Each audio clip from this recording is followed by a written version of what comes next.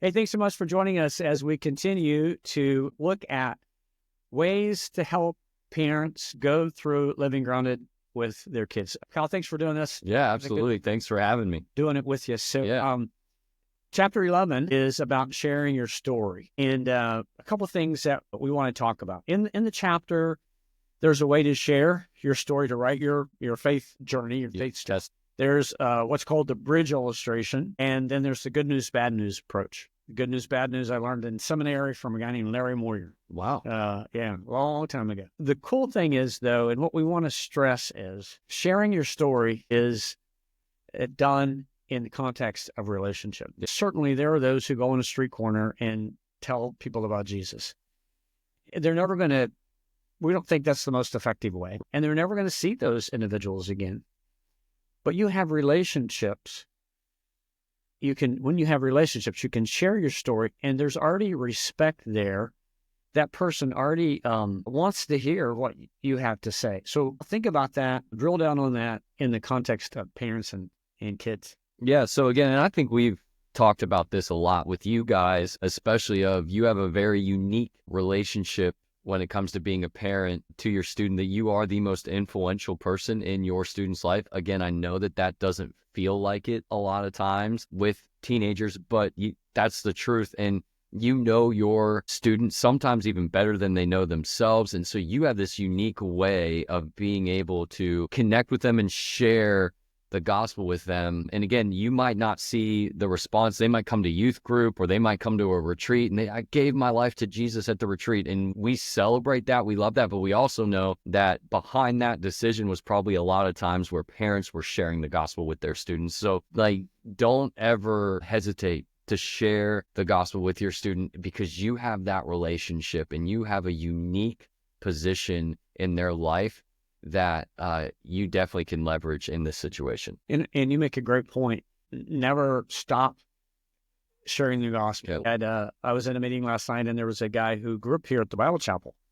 And he said, I heard the gospel over and over and over and over again, but it wasn't until I was older that I really heard it for the first time. I had listened to it, but I hadn't absorbed it. Yeah. And so people are going to hear the gospel many times, but there's going to be that one time when God opens the heart and opens the mind. Yeah. So there's a passage that we want to look at. It's in the first part of this chapter.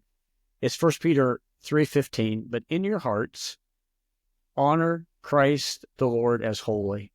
Always be prepared to make a defense to anyone who asks you for the reason for the hope that is in you, yet do it with gentleness and respect. So always be prepared to make a defense, the Greek word apologia, apologetics we get from it, why you believe what you believe, to anyone who asks you for the reason for the hope that is within you. So the purpose of this chapter is not to be, wooden ways to share the gospel, and not to just to walk up to someone and start going through the bridge illustration or the good news, bad news illustration, or just start sharing your story.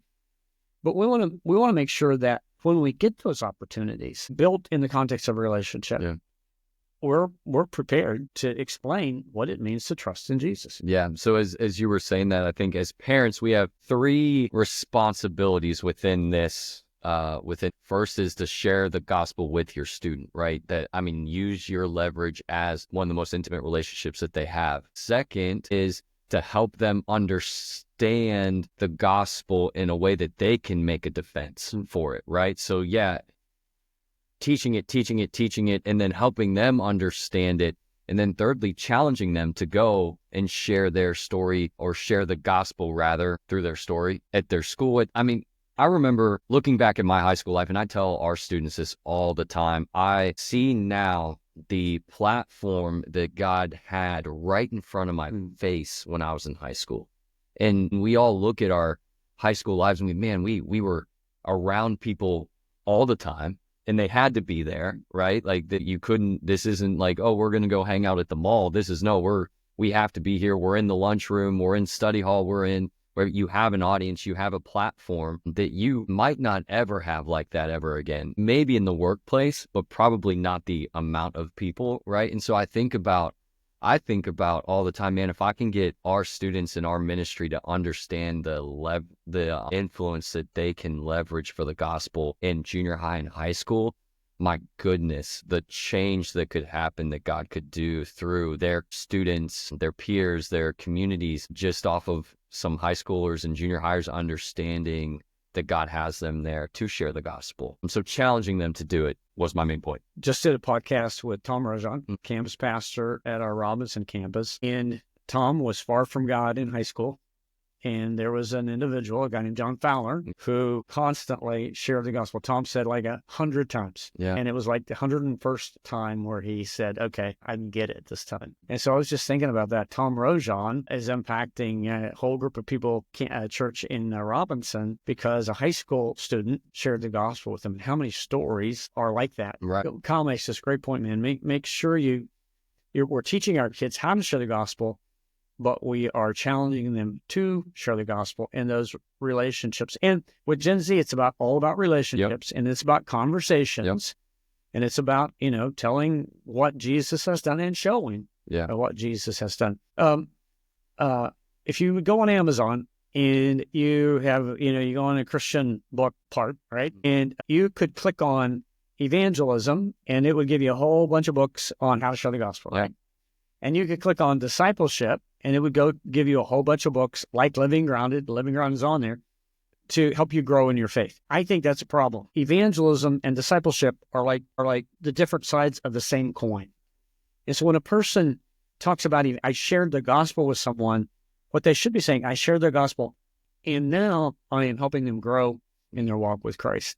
And I think I know that's the beauty of relationship, because when we have a relationship with someone and we share the gospel, it's not the person that we sit next to on the plane that we're never going to see again. Right. I'm not saying you shouldn't share the gospel with that person. Right. If God opens that door, take it. God opens the door, take it. And most of the time, it's in relationship. So when your child comes to Christ, now you can say, fantastic, praise the Lord with you. This is so cool. Now let's grow together. And evangelism and discipleship, again, to either side of the same. Yeah. And I would say evangelism, then it's really funny. We come to Christ because someone has decided to share their faith. And then I think one of the biggest discipling tools that we have to help us grow and help others grow is putting ourselves in situations where we have to share our faith, where we're not, like I was talking to our young adults during one of our meetings that we had, where it's like, man, I grow more when I am in a position where I'm trying to help others grow, because there's questions that are going to be asked. I'm like, oh man, I haven't thought about that. Or that's a perspective I didn't think about. I need to kind of navigate this in my own head before I just give you an answer. And so it's really interesting how the thing that brings us into a relationship with Jesus is the thing that helps us grow in our relationship with Jesus the most, when we actually turn around and start sharing the gospel, because you're put in situations where I might not know that answer. And even teaching your kids, I think this is a massive thing too, is we get so afraid, especially in our culture, of not knowing, of looking stupid, of going, man, I wasn't ready for that, they got me, that it hinders us from sharing. And we even do that as parents. I've seen this where parents are like, I don't know if I know enough. And I'll tell parents, you won't, you never will, especially if you got a middle schooler, because they'll bring up aliens.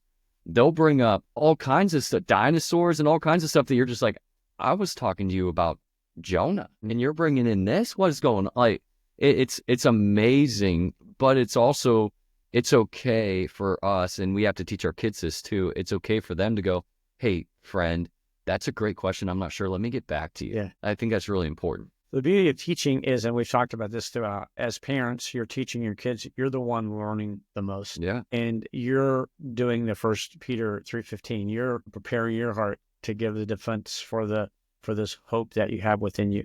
So we want to encourage you to go through this again. These are methods of sharing the gospel. They are not the end all be all. They are to be done in the context of relationship. And they're like, just think of them as placeholders. Think of them as a method you use to get to clearly share the 4 critical points of Scripture. And then there's going to be conversation and questions all around this. And a lot of times it's not the first time you share, like Tom's story with John. It's not the first time you share. And you know that if you've tried to share the gospel with your students, encouraging your students to don't give up because, well, they didn't respond. They didn't give their life to Jesus. Keep going. Like, their eternity is worth you continuing to pursue and allow God to use you to share the gospel with them. And so you said something critical. If we truly believe that eternity is our stake, it ups the ante significantly in our lives. And so if we can teach our kids, we can demonstrate it first, believe it, and then teach our kids that, you share the gospel because this is a matter of life and literally life and death. This is why we want to be those who build relationships, who demonstrate what it looks like to follow Jesus, and who share the message with Christ. Last words. So I think as you were saying that, another thing that we see in this generation is a lot of anxiety around social settings and around, the face-to-face communication, that type of stuff. And so we actually had a parent session. We do these things once a month where we have our parents of our youth group kids come in and they talk at round tables, all this stuff. And the parents were talking about how it can be challenging to help navigate with their students this social anxiety of students don't know how to just be present with people. Like they'd rather be on a screen or through FaceTime and all that kind of stuff. And so there is going to be some coaching. There is going to be some resistance here of encouraging your student to kind of break through that to get to the point where they can share the gospel with their friends. So just know that that's probably going to come, and that's something that we can help resource you. We have a lot of great things, and other parents have other ideas of how they've helped their student kind of get over that social anxiety piece.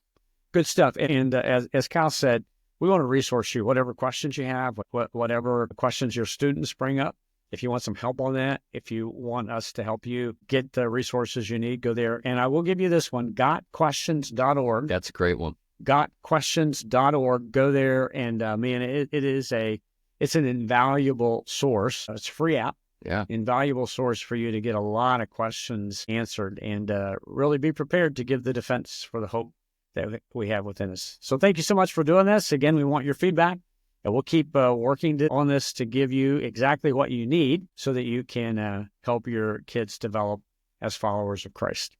Thanks so much for joining us.